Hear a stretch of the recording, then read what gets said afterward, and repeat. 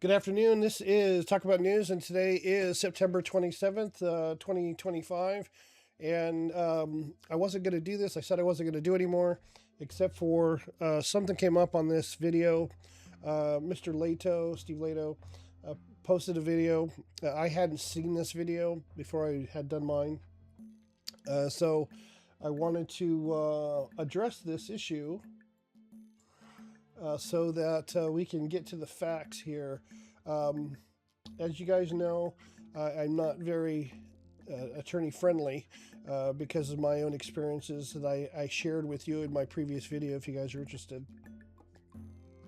But I have a problem when an attorney comes out and makes statements that are clearly false and presents them to the world as an attorney as fact. I think this opens him up for liability with Newmar, and he sides with retards that didn't know their job, didn't know how to do their job. I will go through this and quickly knock some of this out. If you go back and you look at Liz's video, her original video, she talks about this being a widespread problem across an entire industry and not just a Newmar problem. And Mr. Lato parrots that same information. So I think that we need to hold attorneys accountable. Attorneys have a responsibility to know and the ability to know that the information that they're disseminating is accurate and correct. If they are out as an attorney, which his channel is a channel about law, as him as an attorney. It's not his personal opinion. He's using legal opinions here. So I think it opens him up to liability here that Newmar may want to pay attention to. He's making statements as fact when he doesn't present any evidence to support his facts, which if he tried to do that in a court of law, he'd probably be thrown out and fined for stating such a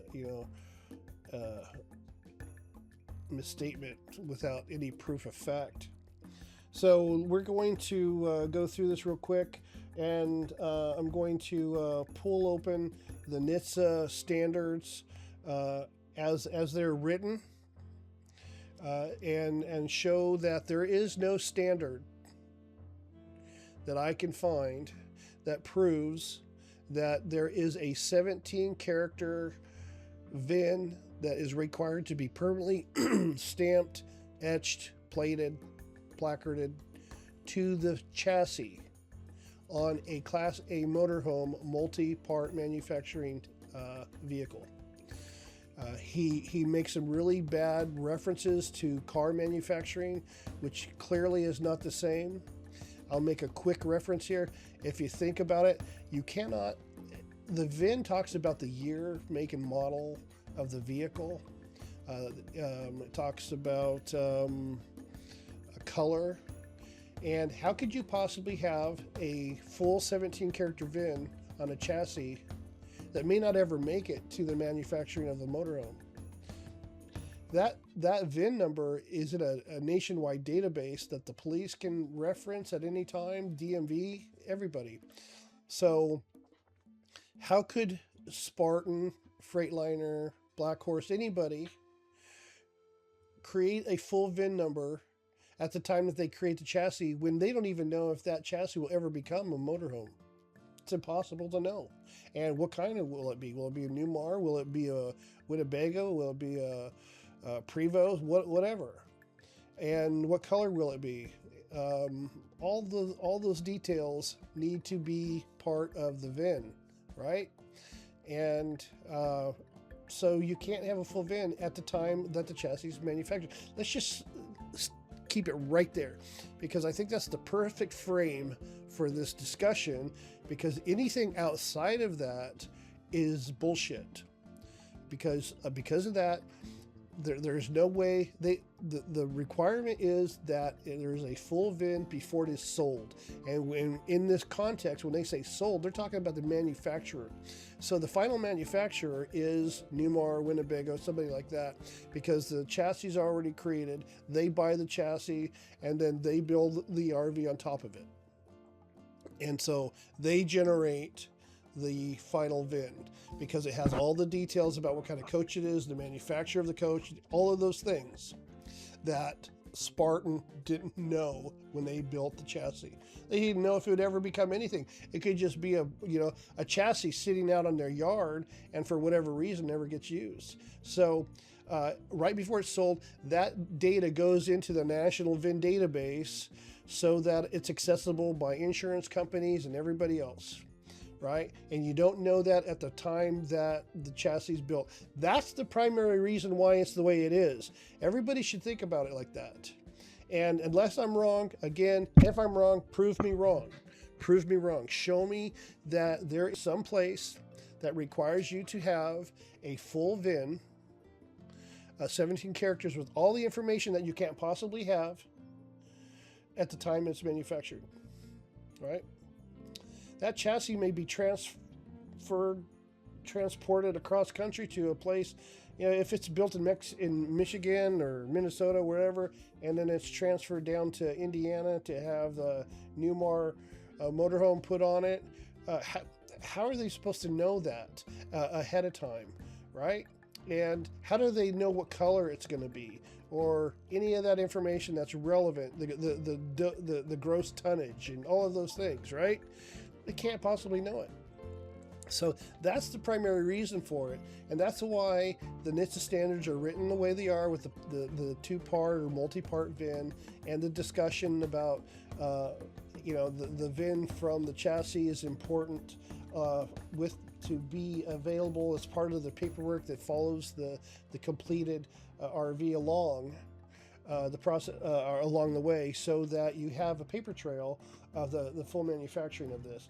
But I want to touch a few things here, and remember, the real crime was the customs people that did this to these people. Okay, it's not Liz, it's not the owners, it's customs. They screwed the pooch in a big way here, and they have damaged them severely, and they continue to damage them with this story out there. But Mr. Lato doesn't help, because he doubles down on NHTSA's mistakes, and it's not NHTSA, it was customs.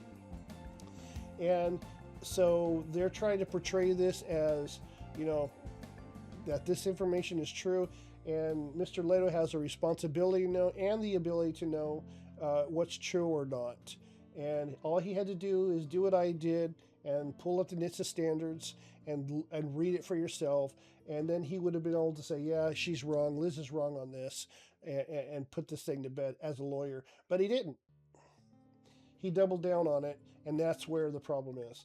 So we're going to watch Mr. Lato here and stop and talk about some of his problems that he has with his story and why it needs an update.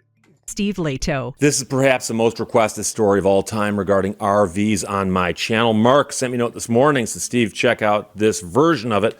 And it's all over the internet, but much of it has been in YouTube videos. And this, however, is from autoevolution.com. Christian Kermai wrote this, a very well-written and thoughtful piece about a couple from Canada who bought an RV that cost more than $1.3 million, and they've hit a problem and possibly a lawsuit. So the possible lawsuit I think he's referencing is the lawsuit against Newmar and not customs. The lawsuit should be against customs and not Newmar. Newmar didn't do anything wrong. Liz put a story out there that wasn't true, and she even put the facts on her own video and then doubled down on it. She showed a picture of a label, and it said label, and then it showed the information need to be on the VIN, on the VIN label. And nowhere ever has anybody, including Mr. Lato, posted any factual evidence that it says that there has to be a full 17 character pin permanently attached to the chassis, and has to have particular stuff on it. And we already discussed why. Because the chassis is the first stage of a manufacturing process. So they couldn't possibly know what that chassis is going to be built on. Okay, maybe they were going to build a black one and they built a gold one. Okay, well, maybe they were going to build a 30,000 pound one and they built a 35,000 pound one. So you can't possibly know what the final VIN is going to be until you have the unit manufactured completely. With the government being involved, and the government we're talking about here is the U.S. government, but again, they're from Canada. They bought a 2022 Newmar King Air 4531 for no less than $1.35 million. They've owned it for 3 years. They love the thing, and in fact, they have raved about how well they were treated by the manufacturer of the RV. But they decided to sell it. So selling a vehicle that large and expensive is difficult, but they found a buyer in Arizona. They made arrangements for a driver to come out to the Canada border and pick up the unit and take it to Arizona. This is where things went sideways, as we like to say. At the border, an officer said, "Your broker's filled out the wrong documents. This vehicle is not compliant for importation. I think the stickers are fraudulent." I think, opinion, the stickers are fraudulent. Okay, Mr. Lato should have picked up on that. That it was an opinion, that wasn't a fact. And he should have made a comment to that. He should have referenced that. Hey, well, that sounds like an opinion to me. But he doubles down that these retards know what they're talking about, and they clearly didn't. The other part is that how do these get imported into Canada? So did this couple buy the vehicle in Canada at a Newmar dealership in Canada? I'm sure they've got dealerships there. Maybe not Newmar, but maybe Winnebago or somebody else. And if so, how did it even get to Canada if it wasn't compliant?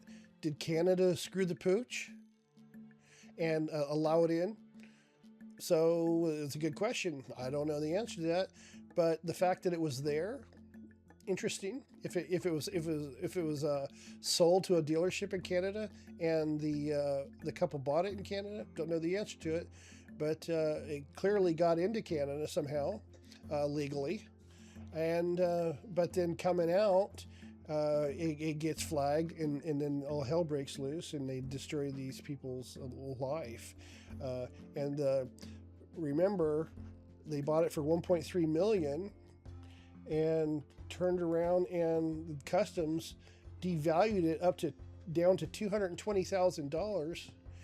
And then put a $660,000 fine on it, which was 3 times the value. Where in the hell did they come up with that valuation of that vehicle? I mean, I'm sure they didn't ask him any questions. Hey, did you upgrade this? Did you do this? Did you do that? Where'd they get that number? I mean, that's a bullshit number. And now it's on public records by a government, by the U.S. government, no less, that this vehicle is only worth $220,000 because that's the value of it. This is it. I mean, they destroy these people's ability to do anything with this coach other than just burn it. Now, here's the problem. This thing came from America. Newmar is located in Indiana. The chassis manufacturer that's going to get mentioned is from Charlotte, Michigan. In fact, I know them quite well. I've sued them before, but another story altogether. So they did get through the border, and the driver took the vehicle down towards Arizona. But a couple days later, Brian gets a phone call from Customs saying they need to bring the RV back to the border because there's an issue they want to look at. And if you don't bring it back, there's a fine of 3 times the value of the vehicle. So they're basically saying to import the vehicle, there's rules you got to follow. And one of the rules is bring it back. Let's take a look at it because there's a problem. At the border, the agents seized the RV. And they actually sent Bryant home with his tow vehicle. And the question is, what's going on here? Because they'd crossed the border before many, many times. The issue, of course, is when you're crossing the border and you say, I'm just visiting, vacationing in America, just driving around, that's one thing. But when you say we're crossing the border to sell the vehicle here, suddenly you are importing it.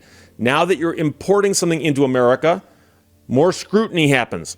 So there are tightened regulations at the border about imports, and so officers are taking extra steps to make sure everybody's compliant. 20 days later, Brian was informed the coach could not enter the U.S. You are denied entry into the U.S. So now, here's where the story starts getting a little shaky. So it was denied into the U.S., not denied for import, denied into the U.S. If you take that statement at face value, that is not allowed on the roads in the United States for any reason, leisure or anything else, even though it was manufactured in the United States 100%, and then driven across the border either by a manufacturer to a dealer or a dealer to a dealer, or the owners bought it in the United States and drove it into Canada. So again, how did it get into Canada illegally, and how come Canada didn't catch this? And bigger question here is, how is it possible that a manufacturing process nationwide has just gone to shit, as if everybody had a stroke the night before and forgot how to put VIN numbers on vehicles, and just all of a sudden, because two knuckleheads at a customs gate in Canada didn't know how to do their job right and made a mountain out of a molehill and destroyed some people's lives, and now possibly brought Mr. Leto and a whole bunch of other people into a potential class action lawsuit for incompetence.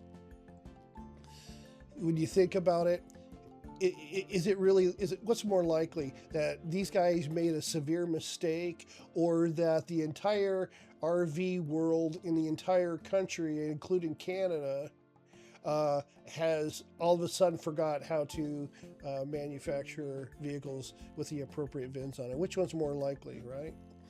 Keep it simple, stupid. Man still wants to sell the unit. So he reaches out to Newmar and says, guys, here's what happened. He tells them the whole story. And they say, oh, okay, we'll help you.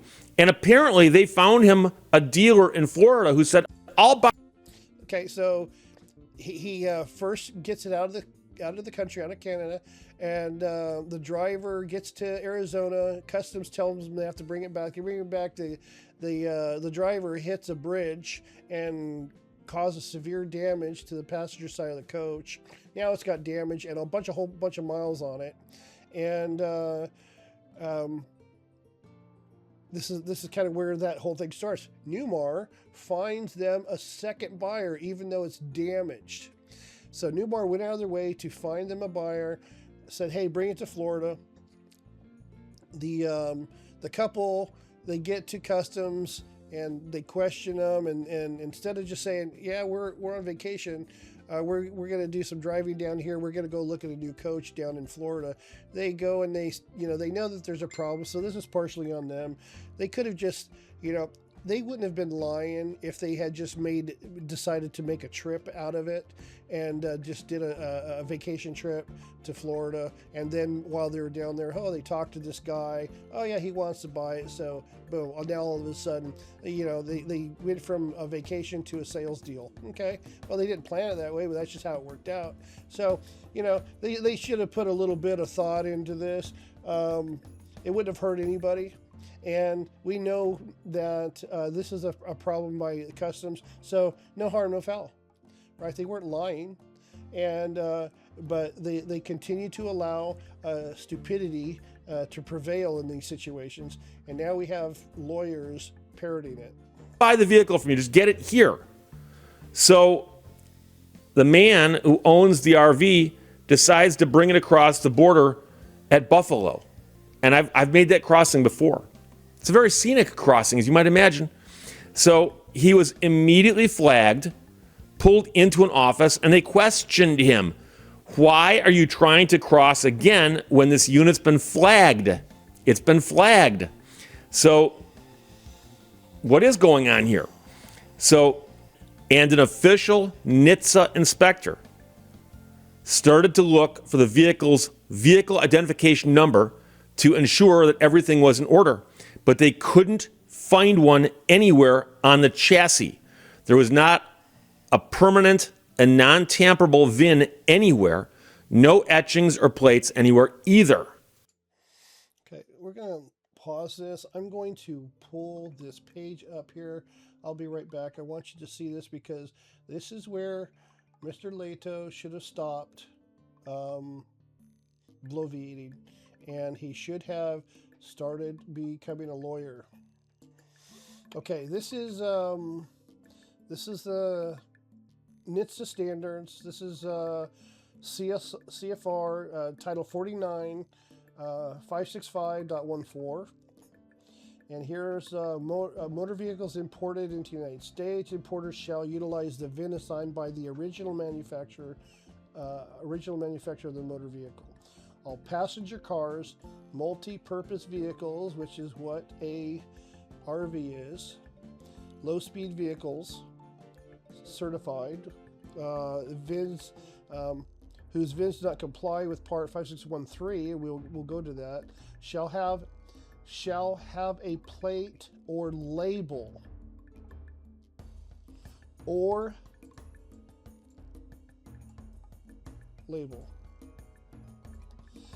that contains the following statements in characters that have a minimum of a 4 height, a millimeter, and identification number assigned by the vehicle's original manufacturer inserted into the blank substitute for US VIN. Boom, see, 465.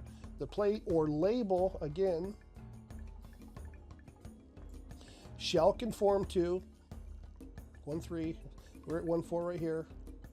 The plate or label shall be permanently affixed inside the passenger compartment. Inside the passenger compartment. Not on the chassis, not the frame, not the metal part underneath the house. The plate or label shall be readable without moving any part of the vehicle through the vehicle glazing under daylight conditions by an observer having 20/20 vision. Okay, and they even use Snellen in there so that it's clear what 20/20 vision means. Whose eye point is located outside the vehicle adjacent to the left windshield pillar. It shall be located in such a manner as not to cover, obscure, or overlay any part of the identification number affixed to the original manufacturer. Motor vehicles conforming to Canada motor vehicle safety standards are exempt from this paragraph.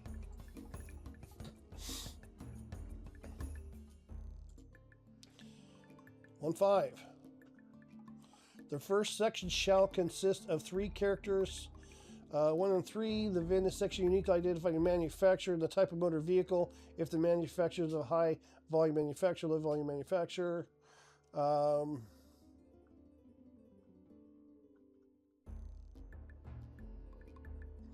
Okay, this goes to 1.3.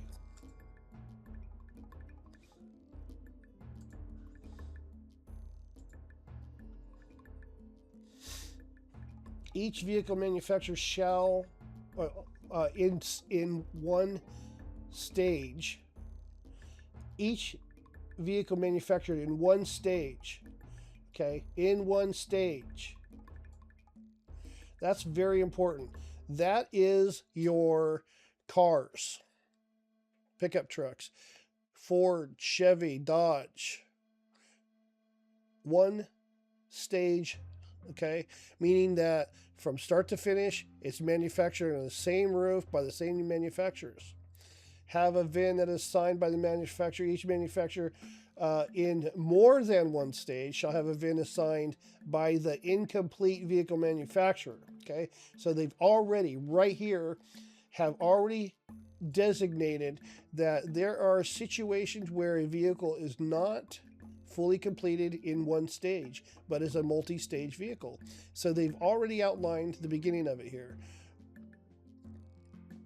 Each VIN shall consist of 17 characters, a check digit shall blah blah blah. The VINs have two VINs of any two vehicles subject to federal motor carrier safety standards or transfer documents. The VIN prepared by the manufacturer to be given to the owner for purposes other than resale. Okay.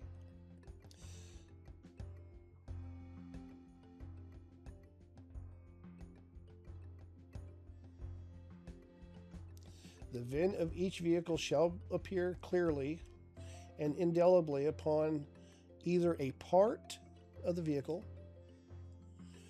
other than the glazing that is not designed to be removed, except for repair, or upon separate plate or label that is permanently affixed to the part.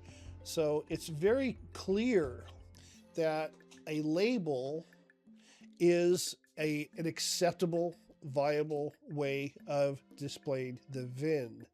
And again, there is nothing in here that mentions that it's required to be on a 13 character VIN on the chassis or the frame. Those words are never used.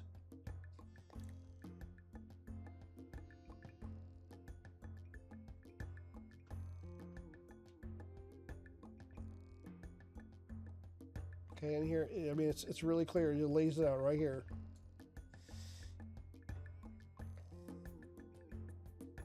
And from what we've heard, they are put in 3 different places, right? I don't even see the area here, the destructive part. I don't even see that in the language here, that it has to be a destructible label. I don't even see that. If that is somewhere, I'd like to see that. The information about the VIN being on the chassis, it's nowhere. If it is, prove it to me. I'll apologize publicly for missing it. I'm, as you can see, I'm trying to do my due diligence here to find the correct answer, and it's not here. None of the things that they claim Custom said and that Mr. Lato has parroted, it's not here. It's not here. And he could have done this. As the lawyer, he has a responsibility to know and the ability to know this information, because I found it and I'm not a lawyer. But he is, and he's coming off as a SME, subject matter expert on this, and making references to it being wrong. If you listen to his videos, his video on this one, he doubles down on it as if, hey, you know, this is the way it's supposed to be, and it's not. I was going to build a longer version of this, but the point here, the bigger point here, is that Customs screwed these people. And then Liz and Steve Lato doubled down on it to try to support that Newmar was wrong, without ever thinking that, well, maybe Newmar is right, and maybe they know what they're doing since they've been building motorhomes for 40 years. Maybe there's something else going on here. Maybe there's a couple of idiots in government that have a high school or less education and got some authority and decided that they wanted to wield a big stick against this poor couple and ruin their life. Maybe that's what happened. And nobody asked the questions, how did it get into Canada? Was it accepted? What was the process of getting into Canada? Was it sold into Canada by the manufacturer or dealer? If so, how come if it was manufactured in the United States illegally and it wasn't proper, why'd they let it into Canada? So there's a whole bunch of things here that we don't know the answers to, but the NHTSA standards here that everybody should have referenced show that this bullshit claim about it being 13 characters on the chassis, and this part about it being destructible, I can't find it. You just read what I read, and it doesn't say anything about that on it at all. So we're gonna go with that. Mr. Lato makes a lot of really bad statements here that really put him in a potential liability issues if this ends up in court, that they're going to use this video and say, hey, you said this as a shmee. You said it as an attorney as if it was true. And because of the things that you said, thousands of people have decided not to buy RVs, and maybe a percentage of those would have been Newmar and Winnebago customers, and now they've lost that business. And maybe you should have done a little bit of research and found the information that I found, and then put a public service announcement on that. Oh, by the way, I did a follow-up to this and found out that Liz was wrong, that the information here seems to suggest that there is a long-standing process for building multi-stage vehicles, and that the final VIN is the one that counts, and it has to be affixed on the inside somewhere, blah, blah, blah. But it doesn't have to be on a chassis, and doesn't have to be a destructible label.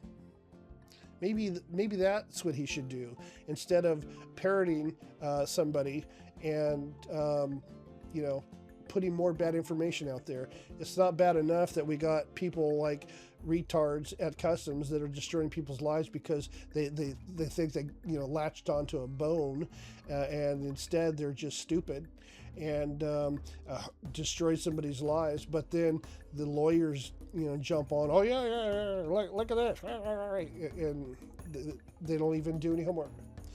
And again, I'm not a lawyer. I don't have to be right. I'm trying, my intent is to get real information that people can use to them, and I'm clearly demonstrating that I'm trying to find the right answer, so that we don't end up with this pandemic of more stupidity spreading around, and manufacturers can't sell coaches because somebody said that the full VIN has to be printed on the chassis. And everybody and their mothers now is going out to their RV and looking for a chassis, and every one of them is going to be going, I can't find my VIN to buy my coach back. Oh, it's going to probably create a shitstorm, nationwide shitstorm. And if you're an attorney, you have a responsibility to say things that you can prove. And I would recommend a public service announcement saying that I should have done my homework and I should have done more research if it turns out that there is no standard on a multi-part vehicle Class A motorhome requiring a full VIN, and I explained why in the very beginning, how that's probably impossible to do, and that's why it's done the way it's done.